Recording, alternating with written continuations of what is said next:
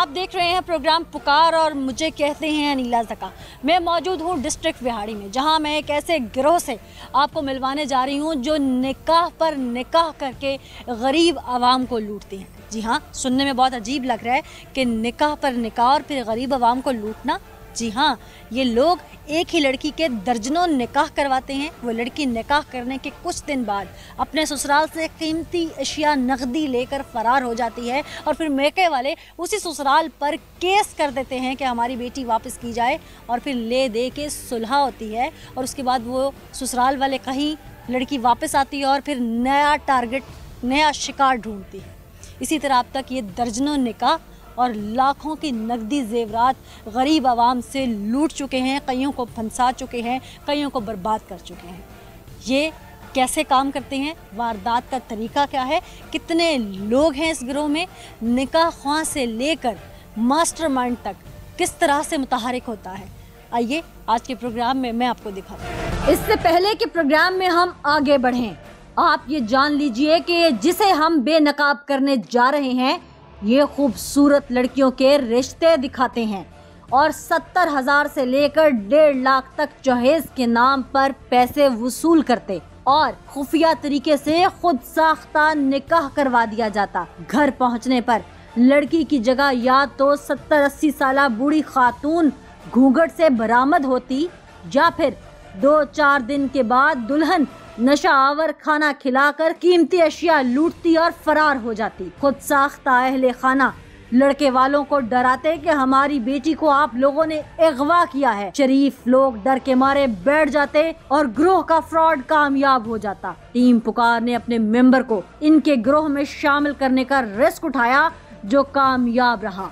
उसके मुख्तसर अहवाल आपके सामने हैं। समझ तो आ गई होगी। ठीक है। 2 नंबर निकाह का धंधा कब से चल रहा है तुम लोगों का? जो आपसे पूछ रही हैं उनका जवाब देते हैं। जी प्यार से। वीडियो दिखाएं। वीडियो में तो मैं सारी दिखाती हूँ, वीडियो में सारी दिखाती हूँ। कब से चल रहा है धंधा, सिर्फ ये बताओ। हद वाली बात है। कब से चल रहा है धंधा? लोगों को लूटते हो, निकाह करवाते हो, उसके बाद तमाशा बनाते हो। इनको लेके चले मेरा ख्याल है। निकाह करने वाला वो निकाह ख्वाह मौजूद है। आगे चलते हैं, वहाँ जाकर पुलिस चूँकि साथ है वो उसको अरेस्ट करेगी और उसके बाद आगे आपको दिखाते हैं कि वो किस तरह से ये वारदात डालता है और कितने पैसे लेता है लोगों को बेवकूफ़ बनाने के। आइए चलते हैं। ये बाबा चादर पहने, चादर पहने बाबा जी। चादर पहन। हाँ जी, पहने आ जाए। निकाह एक पढ़ा हमने आ जाओ। निकाह ਦਾ ਪੜਾ ਹੈ ਕੋਲ ਨਹੀਂ ਮਾਰਨਾ ਹੈ ਇਹ ਕਾਇਮ ਪੋਰ ਦੇ ਵਿੱਚ ਬੈਠੇ ਕਿ ਮੈਨੂੰ इन्हें नाराल के कितने निकाह पढ़ाए हुए जी कितने निकाह पढ़ाए कोई निकाह तो पढ़ाए ना ला ये तो कोई पढ़ा वो ना बंदा पढ़ा दे। बाबा जी आप चादर पहने, आगे बाकी बातें फिर करते हैं। चादर पहने, आप सर्दी बढ़ी है आपके, मैं उम्र का लिहाज कर रही हूँ, आप चादर पहने। आ जाए। कितने में हो जाता है? 70 में हो जाता है। हमारी टीम पर जिस तरह से अटैक हुआ, सर्दी की रात धुंध में हमारी टीम पर जिस तरह उन्होंने अटैक किया, हमारे साथ पुलिस फोर्स भी थी। ऐसे में हमारे एक टीम मेंबर और उनके साथ एक और उनके अपने ही साथी थे जो धर लिए गए और उन्हें बहुत बुरी तरह मारा। और हमने जब वहाँ से निकले और हम लोग जान बचा के वहाँ से भागे, हमारे साथ वो मुल्ज़िमान भी चूँकि पुलिस की गाड़ी में मौजूद थे, तो पुलिस ने कितना कोऑपरेट हमारे साथ किया, अपनी जान हथेली पर रख के पंजाब पुलिस के जवान और SHO साहिबान, क्योंकि 2 थाने थे ऐसे में जो हमारे साथ बार बार मुसलसल हमारी जान बचाने के लिए कोशां थे।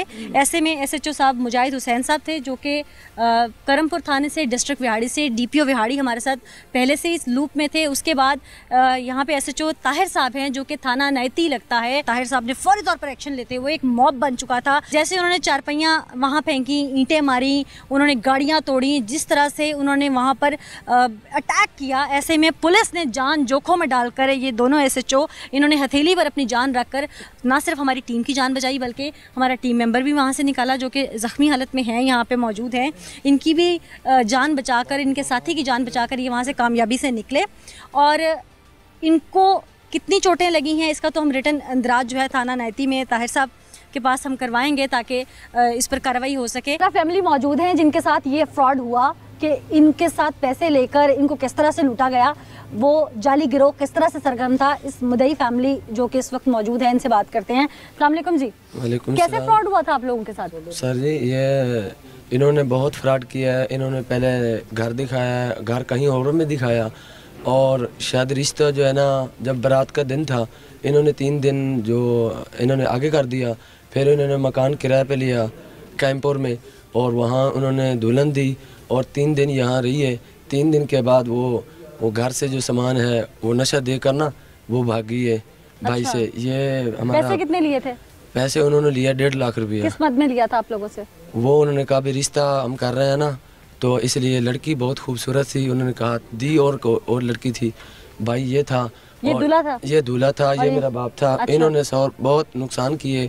गाड़ी भी थी, मोटरसाइकिल भी था हमारे पास सीडीओ, वो भी बेचा, और पैसे इकट्ठे कर करके भी बच्चे की शादी हो जाए। यानी कि उन्होंने जहेज की मद में आप लोगों से पैसे लिए? हाँ जी, जहेज पे पैसे लिए और जहेज भी नहीं दिया। और इधर आई है 3 दिन के लिए। 3 दिन के बाद जो है हमारे घर में वो गोलियां देकर नशे की, तो घर से रात को भाग गई है। क्या क्या लेके भागी? वो हमारा जो थोड़ा सा सोना भी पड़ा था, घर के जेवरात थे हमारी बाजी के जो बने हुए थे, और घर के कपड़े भी थे। इन्होंने गाठी बनी हुई थी, और भाई बिलाल को दूसरा जिसका नाम ले रहे थे वो उनके साथ रात को ना, इनका मोबाइल था इनके पास, वो रात को निकल गई। जब आप लोगों ने रिश्ता किया था तो आप लोग इनके घर चल के गए थे, जैसे एक रिश्ता देखने? हाँ जी, घर गए थे। घर इन्होंने को और दिखाया था, रिश्ता कहीं और पे जगह दिया। अच्छा। हाँ जी। फिर जब आप बाद में वहाँ पे गए तो? वहाँ पे गया तो जब 2 दिन के बाद ना भाभी चली गई थी, तो उसके बाद लेने के लिए बाबा जी गया था। इनको ना चौकिया लड्डे पे इन्होंने खड़ा कर दिया। लेने देने की बात उधर करते थे, आगे घर तक नहीं जाने देते थे। लेने देने की मतलब भाभी मेरी को ना उसको इधर ही ले दे लेते थे, वो घर नहीं ले जाते, अपने घर नहीं ले जाते थे ये। अच्छा जी। घर तो उसके बाद जब आप लोगों की भाभी चली गई, हाँ जी, वापस उसके बाद वापस आई है ना। अच्छा। 2 दिन के बाद गई है, भाई बिलाल लेके गया। 2 दिन के बाद फिर वापस फिर नशा दे के जब आप लोगों को चली गई है। हाँ जी। फिर अगले दिन जहाँ आपने रिश्ता किया था, जिस घर आप लोग चल के गए थे, उस घर में गए आप लोग? गए। वो कह रहे हैं हमारा तो घर नहीं था, जेरी हमारा रिश्ता करवा रही थी उधर नहीं थी। उन्होंने कहा ये तो घर किराए पे लेकर ना ये काम करवाती है। उसके बाद वहाँ कोई नहीं मिला? वहाँ कोई नहीं मिला। कितना अर्सा आप लोग ढूंढते रहे इनको? हम इनको 3 माह हो गए हमारे ढूंढते रहे। नाज़रीन, आप सुन चुके हैं कि ये लोग पैसे लेते हैं, जहेज की मद में लड़की खूबसूरत दिखाते हैं, फिर उससे सौदा होता है कि लड़की के माँ बाप नहीं मानेंगे, उनके पास पैसे नहीं है, आप दूल्हे वाले हैं, जहेज अरेंज करें, हम उन्हें पैसे देते हैं। फिर निकाह होता है, निकाह किराए के घर पे होता है। उसके बाद लड़की आती है 2 दिन 4 दिन 5 दिन, मौका वारदात पाती है, फिर फैमिली को नशा देती है, जेवरात उठाती है, घर में जो कीमती चीज़ होती है वो उठाती है, और रफू चक्कर हो जाती है। ये मुतासरा या कोई भी मुतासरा, क्योंकि बहुत सारे फ्रॉड कर चुके हैं, और जब ये फैमिलीज़ वहाँ जाती हैं, घर को ढूंढती हैं, तो ना वो रिश्ते कराने वाली अम्मा नज़र आती है, ना वहाँ पे कोई निकाह ख्वाह होता है, वहाँ पर ना ही कोई रहने वाली फैमिली होती है, ना वो लड़की होती है। और ये बेबस बेचारे जो अपनी चीज़ें बेच के, अपना माल मवेशी, अपने घर की कीमती चीज़ें बेच के जो पैसे इकट्ठे किए होते हैं वो भी गंवा बैठते हैं, और घर में बाकी डकैती भी करवा बैठते हैं। ऐसा गिरोह सरगर्म है, और ये इतनी एहसन तरीके से वारदातें कर रहे हैं। क्या जंगल है हमारा? ये खूबसूरत मुल्क है, इसमें कानून है, कानून नाम की चीज़ है, उसकी बालादस्ती है, कानून के रखवाले हैं। हम नहीं ऐसा होने देंगे। इनकी पुकार आज हम बनेंगे जिनके साथ ज्यादती हुई, और इन्हें कैफिर किरदार तक पहुंचाएंगे जो ये ज्यादती। बाबा सच बता दो, इस उम्र में झूठ ना बोलो, मेरे पास गवाह है। वो ऐसी इनानो पता होता है कि महीनों के पता होता है सारा। ठीक, अली हसन जरा इधर आओ।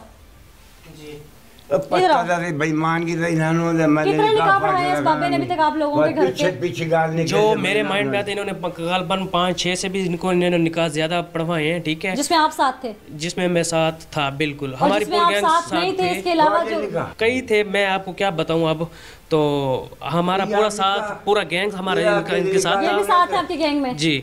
और इन्हें एक बार हमने 5000 दिया, ये खामोशी से जल्दी से निकल गए, और हम अपने काम में मसरूफ हो गए डोली देने में। ठीक है, तो फिर अगली दफा हमने वो उस 5000 में से हमने अपने पैसे काट लिए थे। हम इन्हें हिस्सा देते हैं, और इन्हें कंफर्म है इस बात का कि ये निकाह सही नहीं है।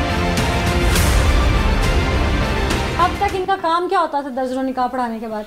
बस निकाह पढ़ाते हैं, अपनी रोजी रोटी करो, यानी कि बनाते इंदराज कहाँ करते हैं? कुछ जो होते हैं रीजनल उन्हें करवा देते हैं, जो नहीं होते वो ना हमें उसका पेज देते हैं ना उनको देते हैं, वो नहीं करवाते। वो अंदराज नहीं होता। आप बगैर अंदराज के निकाह पढ़ा देते हैं ना? पढ़ा देते हैं। इस उम्र में ऐसी कमाई का क्या करेंगे? बादशाह लड़की वाले जो आधे इस उम्र में ऐसी कमाई का क्या करेंगे?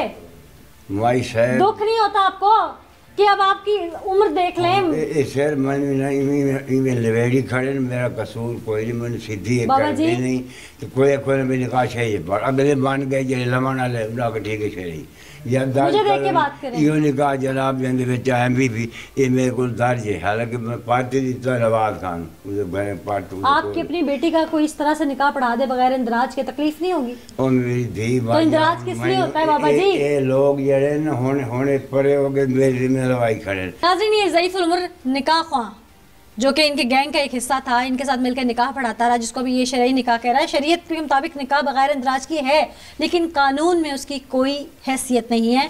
कानून के मुताबिक वो जाली निकाह है। कानून में जब तक इंदराज नहीं होगा, उसकी लड़की की उम्र क्या है, नाबालिग है, बालिग है। हाँ, अगर लड़की लड़का जाके कोर्ट के आगे मान जाए कि हमने निकाह किया है, दो गवाहों के सामने मान जाए, तो फिर कानून और शरीयत में उसकी हैसियत है। लेकिन अगर वो माने ही नहीं तो उसकी कोई हैसियत नहीं है। मेरा ख्याल है कि आज के प्रोग्राम से मैंने जहाँ तक जितना चीज़ों का मुझे पता था, इल्म था, वहाँ तक मैं अपने नाज़रीन को समझाने में शायद कामयाब हुई हूँ।